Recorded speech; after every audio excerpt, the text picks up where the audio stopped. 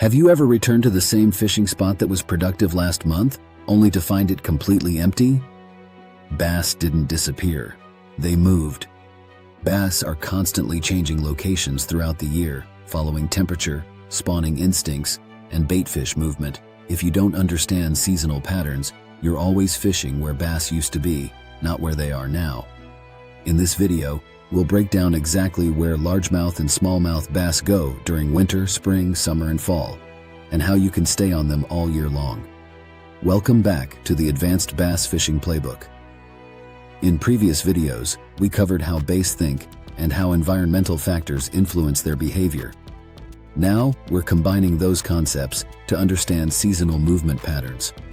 Seasonal bass fishing is not about memorizing dates on a calendar. It's about recognizing how temperature, daylight, and biological instincts drive bass to change locations and feeding behavior throughout the year.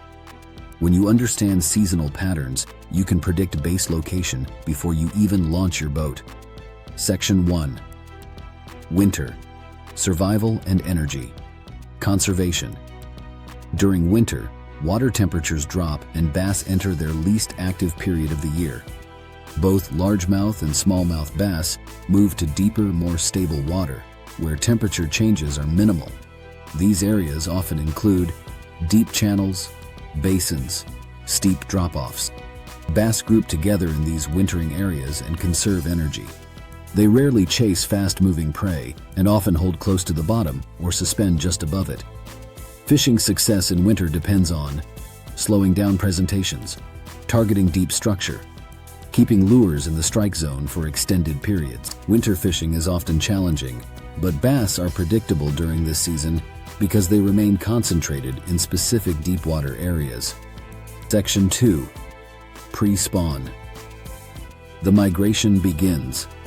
As water temperatures begin to rise in late winter and early spring, bass enter the pre-spawn phase. This is one of the most important and productive periods of the year because bass begin moving from deep wintering areas toward shallow spawning grounds. They don't make this move in a straight line. Instead, they travel along structure and stop at staging areas, such as points, secondary points, and ledges, to feed and recover. Pre-spawn bass often feed aggressively to build energy reserves for the spawning process. This makes them more willing to strike lures compared to winter conditions. Understanding migration routes allows anglers to intercept bass as they move, rather than waiting for them to arrive in shallow water. Section 3. The spawn. Reproduction takes priority. When water temperatures reach approximately 55 to 65 degrees, bass begin spawning. Largemouth bass often spawn in protected shallow areas with soft bottoms and nearby cover. Smallmouth bass tend to spawn slightly deeper and prefer gravel or rocky substrates. Male bass move shallow first and build nests, while females move in later to deposit eggs. After spawning, females quickly leave the area, while males remain to guard the nest and fry. During this period, bass behavior changes dramatically. Feeding becomes less important than reproduction and nest protection. Some bass will strike lures out of territorial aggression rather than hunger, especially when a lure enters their nest area. Section 4. Post-spawn. Recovery and transition. After spawning, female bass are often exhausted and move to nearby deeper water to recover. Their feeding activity may temporarily decrease as they regain strength. Male bass remain shallow to guard newly hatched fry. They will aggressively defend the fry from perceived threats, including lures. This creates a split pattern where some bass are shallow and aggressive. Others are deeper and less active. Eventually, both sexes begin transitioning towards summer structure. This movement is gradual and often involves stopping at intermediate depths along the way. Section 5. Summer. Heat, oxygen, and structure. Summer introduces new challenges for bass, particularly rising water temperatures and decreasing oxygen levels. Largemouth bass often seek thick vegetation, shade from docks or overhanging cover, deeper water during the hottest parts of the day. Smallmouth bass typically move deeper in clear lakes and may form schools around offshore structures such as humps, rock piles, and deep points. Feeding activity often shifts to low light periods, early morning, late evening, and nighttime, when temperatures are lower and bass feel more secure. Understanding how heat and oxygen affect base positioning is key to finding fish consistently during summer months. Section 6. Fall. Feeding and preparation for winter. As water temperatures begin to drop in fall, bass enter another highly active feeding period. They begin feeding aggressively to build energy reserves for the upcoming winter. Baitfish also move during this time, often migrating into creeks, coves, and shallow areas. Bass follow this baitfish movement, creating excellent fishing opportunities for anglers who focus on locating bait schools. During fall, bass are often found chasing bait in open water, feeding along windblown banks, moving frequently as they track prey. This is one of the best seasons for power fishing techniques because bass are actively hunting and willing to chase moving lures. Section 7. Seasonal differences between largemouth and smallmouth.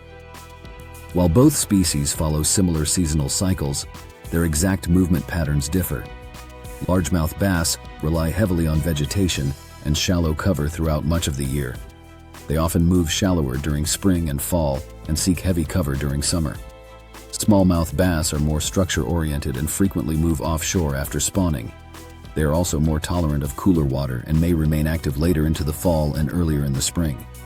Recognizing these species-specific differences helps anglers choose the right locations and techniques depending on which bass species dominates a particular fishery. Section 8. Seasonal pattern recognition. The key to mastering seasonal bass fishing is not memorizing exact temperatures or dates, but learning to recognize patterns. For example, rising temperatures signal pre-spawn movement. Stable warm conditions indicate summer structure patterns. Cooling water signals fall feeding migrations. Experienced anglers constantly monitor environmental changes and adjust their fishing locations accordingly. Over time, these seasonal patterns become predictable, allowing you to anticipate bass movements rather than reacting to them. Section 9. Planning fishing trips around seasonal patterns. When you understand seasonal movements, you can plan your fishing strategy before arriving at the water. Instead of starting with random casts, you begin by asking, what season are we in? Where should bass be during this stage? What structure connects their seasonal locations? This approach dramatically reduces time spent searching and increases the likelihood of locating active fish quickly. Now that we've covered where bass move throughout the year, the next step is understanding the physical features that attract and hold fish in each season. In Part 5, we'll break down the difference between structure and cover and show you how to identify the highest percentage areas in any lake or river. Because knowing the season tells you the general area, but understanding structure tells you exactly where to cast. Subscribe to continue the Advanced Bass Fishing Playbook series and learn how to stay on base year-round, no matter the season. For the full in-depth guide, visit Starship Marine Wikificia at www.starshipmarine.com. You can also find the link in our bio. See you in the next video, and tight lines.